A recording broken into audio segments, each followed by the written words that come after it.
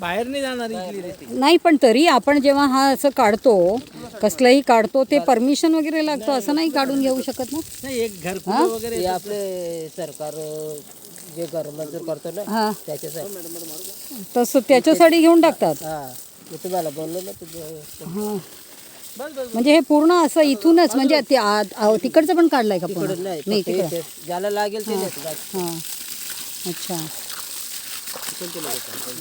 ती बाई तिथे काय करते?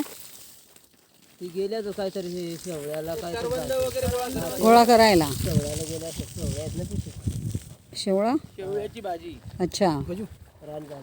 रानभाजी ओके. आणि MJPचं काय झालं रे? त्यांच्या अजूनही झालं नाही.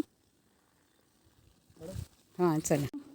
तर त्यामुळे खूप गरजेचं आहे ना की आपल्या लोकांचा आपल्या मंदिर आपल्या असे ओढे नाले नदी जे काही जिथून पण उगम पावते त्या सगळ्याचं जरा व्यवस्थित लक्ष ठेवणं किंवा त्याच्यात काय चांगलं करू शकतो ते करायला पाहिजे.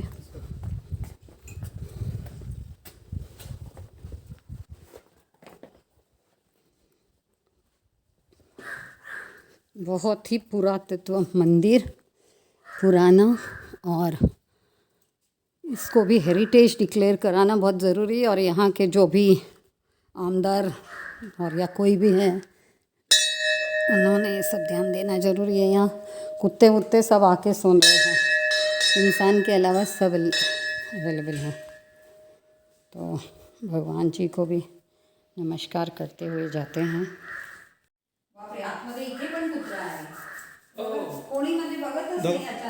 नाही नाही नाही ते इथंच असतात. मंदिरात नको यायला ना. कुठे कुठलं मंदिरात असं आतमध्ये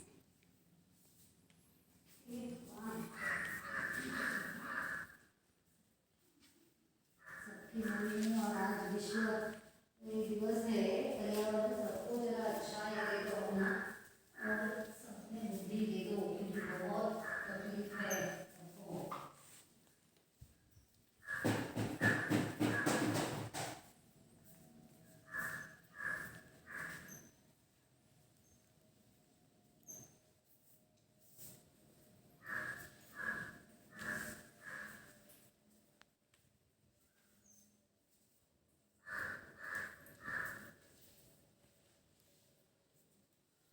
बुद्धी यायला पाहिजे सर्वांना की देवाचा भला होऊ द्या. कुत्र्यांना तर आतमध्ये पाहिजे. या इकडे ते लोक मारतात बरं का मॅडम. ते जे कोंडेश्वरला बुडून मेले ते इथं होतं.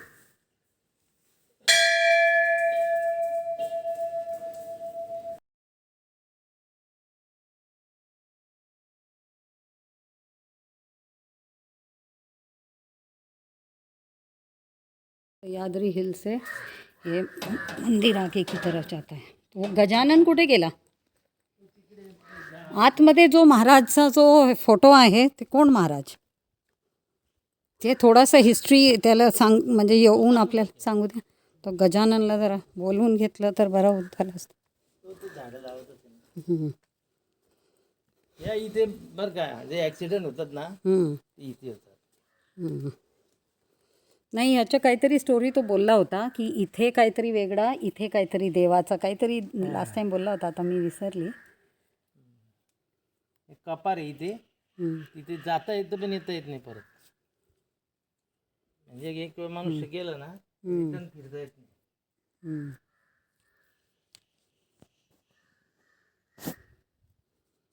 यहाँ जो है ना यहाँ से वो दोपहर के बाद में दोपहर के टाइम पे ही आते हैं और ये सब दगड़ निकाल निकाल के इसके नीचे से वो केकड़े पकड़ते हैं. ऐसी हालत में सोच के देख ऐसे ड्राई में जो गांव वाले हैं ना फिर वो केकड़ा पकड़ के खाते हैं. हाँ अभी तो रहेगा नहीं. अभी रहता है वो बराबर. हाँ नीचे तक जाते हैं बराबर ढूंढ के निकालते हैं. डेली आते हैं वो और बराबर ढूंढ के निकालते हैं. इतनी गर्म में खेकड़ा कहाँ इसमें. हाँ अरे रहता है नीचे है ना पानी है ना वो उसका ठंडक है पूरा नीचे पानी है ना. ये खड्डा ज़्यादा गहरा है. हाँ हाँ तो ये पूरा साल भर रहता है इसमें पानी. हाँ यही रहता है. तो इसीलिए तो यहाँ पानी जम के रहे ना. जिसको ही ट्रेडिशनल कहते हैं विजडम और जो हम इंडिजिनस नॉलेज सिस्टम कहते हैं कि पुराने लोगों का तौर तरीका जिसमें उनको पता है किस तरीके से ये सब करने का, मच्छीमारी वगैरह सब।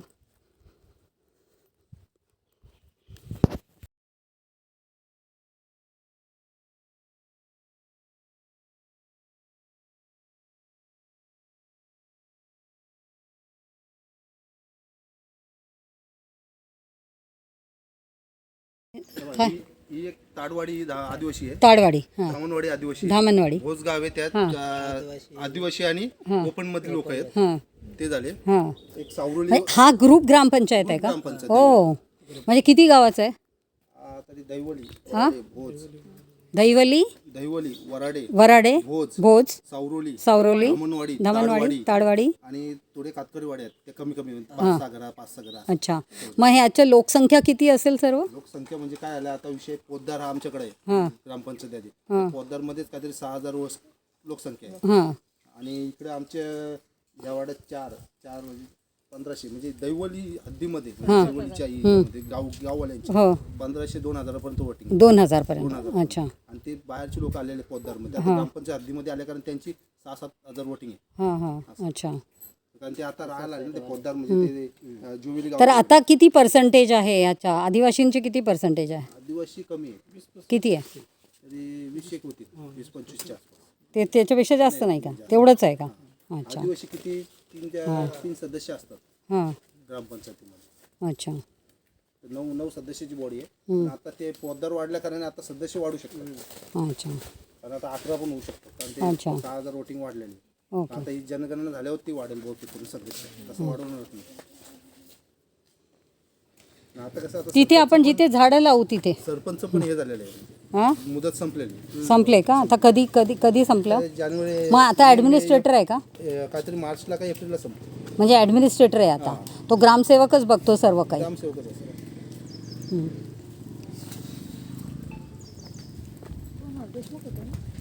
फोटो काढून घे. का दुर्लक्ष करते? त्यावेळेला शिवरात्र झाली, तुम्हाला सांगतो बघा, हां बोला. शिवरात्र झाली, हां. शिवरात्रीच्या टायमाला हां तिथे बाथरूमची सोय सांगितली ग्रामपंचायतीला, ग्रामसेवकाला. ग्रामसेवकांनी ती सोय पण नाही केली, काही नाही करत. बाथरूमची. हां कारण ती बाथरूम हे लांब. हां. इथं तात्पुरता नाही, पण इथे जो कचरा बिचरा जो टाकतोय तो पण ऐकत नाही का? नाही ऐकत, हां ऐकत नाही. ते काहीतरी विल्हेवाट करावं नाही ग्रामपंचायतीने. हां, नाही पण सरपंच आणि ग्रामसेवक सगळ्यांचं काम आहे ना. ग्रामपंचायत, सरपंच आणि सगळ्यांचं काम आहे. मग काही बघतच नाही याचा अर्थ. हां, सगळा कचरा इथेच टाकला जातोय. तर म्हणून ते सरपंच थांबले नाही वाटतं. त्यांना सांगितलं आज थांबायला, तर ते थांबले नाही. गजाननशी अजून बोलली आहे की फिशरी डिपार्टमेंट, इथे फिशरी डिपार्टमेंटवाले म्हणतात की इथे फिशरी असोसिएशन आहे आणि जो मछली पालन आणि सगळं म्हणजे इथे जो आपला रिझर्वायर आहे त्याच्यासाठी फिशरी डिपार्टमेंट जो आहे, फिशरी कमिशनर ऑफिस, तिकडनं काही असोसिएशन बनवला जातो आणि गावाचा असोसिएशन आहे असं म्हणताय. तुमचं काय म्हणणं आहे? नाही. एक ॲडव्होकेट गजानन म्हणून आहे, त्यांना ओळखता का? नाही. ते म्हणतात की ते ओनर आहेत आणि आता पण ते म्हणतात की त्यांचा माणूस कोणीतरी येईल इथे. आणि बार मला जो डिपार्टमेंट सांगतो की तो म्हणजे तेच आहे त्या असोसिएशनचे चेअरमॅन. मी म्हटलं गाववाल्यांना माहीत नाही आहे, गावातले कोणी एंगेज नाही आहे, तर मग ते कसे काय असोसिएशनचे चेअरमॅन झाले? हां, मी तेच म्हटलं. हां, आणि मला ते हां, तर म्हणून मला तू आठवण करून द्यायचा. पवन काळे म्हणून FDO आहे, जे पूर्ण या रिजनसाठी हेड आहे फिशरी डिपार्टमेंटच्या. आणि आज खूप सारा फंडिंग आहे की कसं मदत करून इथे तलाव किंवा मछली पालन किंवा ह्या सगळ्यासाठी या लोकांना ट्रेनिंग करून आणि आपल्याला उत्पादन करू शकतो. कारण पूर्ण आपला रिझर्वायर आहे, डॅम एरिया आहे. तर मग त्यांच्याकडे दिलं गेलं कसं? आणि मी बार सांगते की नाही आहे, पण त्यांचं म्हणणं आहे की आहे. तर आता हे जे मला फोन केला होता आता ते म्हणतात भरपूर वर्षापासून आहे. मी गजाननला पण विचारलं तरी तो पण म्हणे की असं काही नाही आहे. आता एक आमचे गाववाले आहेत ना काही आदिवासी, हां ते फक्त त्याच्या जाळे लावतात मच्छी खाण्यापुरती किंवा थोडेफार विकण्यापुरती, ते पकडतात जाळे. पण नाही, ते डिपार्टमेंट मला सांगतात आम्ही दरवर्षी त्यांना मदत करतोय, असोसिएशन आहे त्यांच्याकडे सर्व. त्यांना समोर आणा आमच्या, कोण आहेत ते आम्ही लगेच समोर. कोण नाही मदत करत आमच्या समोर आणि आम्ही हां, पवन काळे म्हणून आहे. मी त्यांच्या एक कॉन्फरन्समध्ये मीटिंग घेईल, मग त्याच्यात तुम्हाला पण जॉईन करून घेईल. कळलं ना? आणि गजानन तुला पण, म्हणजे त्यांना कळू दे. नाहीतर हा ॲडव्होकेट कोण आहे, बाहेरून येतात, काय करतात आपल्याला माहीतच नाही आहे. जर गाववाल्यांनाच माहीत नाही हां घेऊन काय करत असेल माहीत नाही. नाही पण तसं नाही चालत नाही. हां हां ठीक आहे. तसं पण गावातलं असं कोणी नसेल.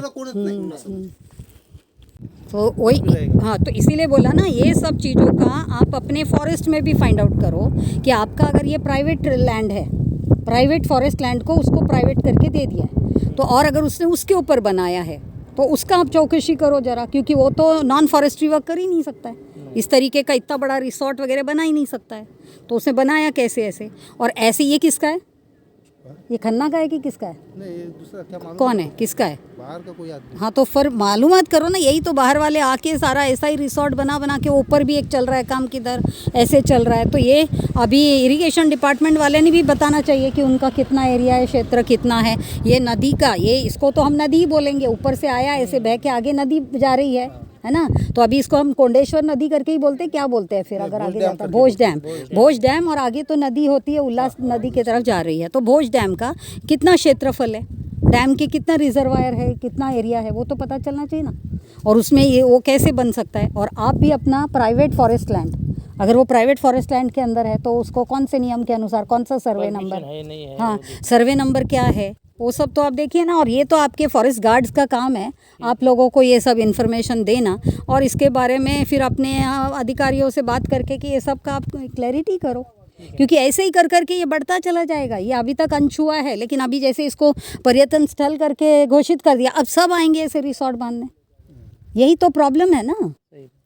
तो आप अपने फॉरेस्ट रीजन को भी बचाओ, प्लस ये पानी के इसको भी बचाओ, साठा वाठा सब, तो सभी जाके ठीक होगा.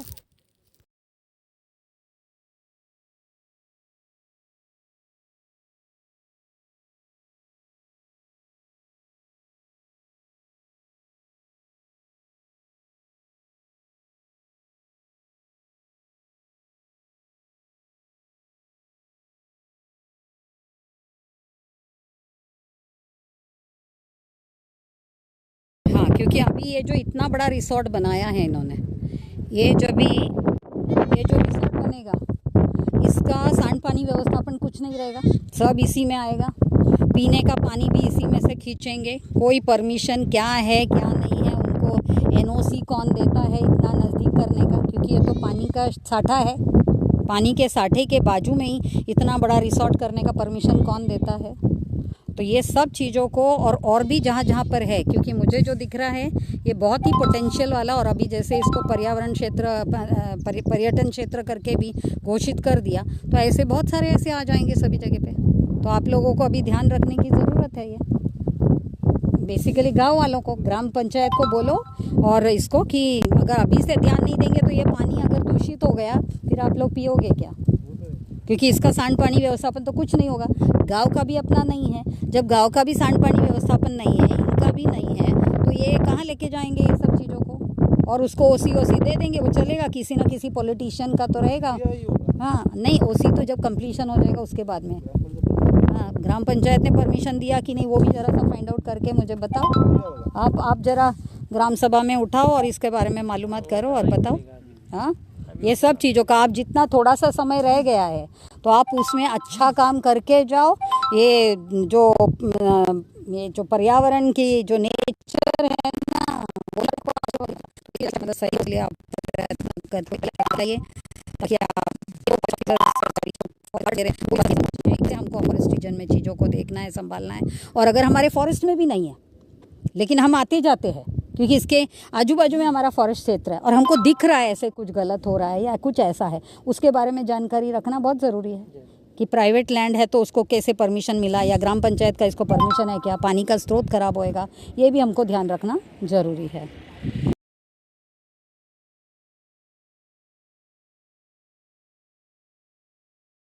पूर्ण खाली चाललंय. हा कुठे जाऊन कुठपर्यंत हे जातं आहे, कारण इथे एक डॅम बनवलेला आहे चेकडॅमसारखा, म्हणजे इथे पण स्लो डाऊन होतो आहे त्याचा, है ना. पण आपल्या CCT करायला असं सांगितलं गेलं आहे वरती, ते करायला हवं. आणि इथे पण हा तर दिसते आपल्या फॉरेस्टचा जेवढा क्षेत्र आहे, है ना. आणि इथे हा जो रिझर्वायर आणि डॅम याच्यासाठीच हे जो अपने इरिगेशन डिपार्टमेंट वगैरे